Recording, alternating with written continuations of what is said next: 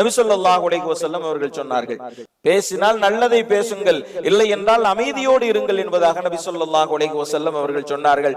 வாய் நம்முடையது, எனவே என்ன வேண்டுமானாலும் பேசலாம் என்று அல்ல. நபி ஸல்லல்லாஹு அலைஹி வஸல்லம் அவர்கள் ஹஜ்ரத் முஆத் இப்னு ஜபல் ரலியல்லாஹு தஆலா அன்ஹு அவர்களுக்கு நீண்டதொரு அறிவுரை செய்வார்கள்.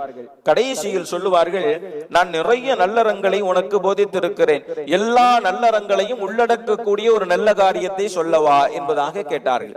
ஹஜ்ரத் முஆத் இப்னு ஜபல் ரலியல்லாஹு தஆலா அன்ஹு அவர்கள் சொல்லித் தாருங்கள் யா ரசூலுல்லாஹ் என்றபோது நபி அவர்கள் தன்னுடைய நாவை நீக்கி குஃப அலைக ஹாதா என்பதாக சொன்னார்கள்.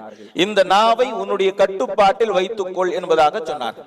அப்போது ஹஜ்ரத் முஆத் இப்னு ஜபல் ரலியல்லாஹு தஆலா அன்ஹு அவர்கள் கேட்டார்கள், இந்த நாவால் பேசப்படுகிற பேச்சுக்கு கூட அல்லாஹ்விடத்தில் விசாரணை உண்டா என்பதாக கேட்டார்கள். அப்போது நபி ஸல்லல்லாஹு அலைஹி வஸல்லம் அவர்கள் சொன்னார்கள், என்ன முஆதே இப்படி கேட்டு விட்டாய், நாளை மறுமையில் நரகில் அதிகம் தள்ள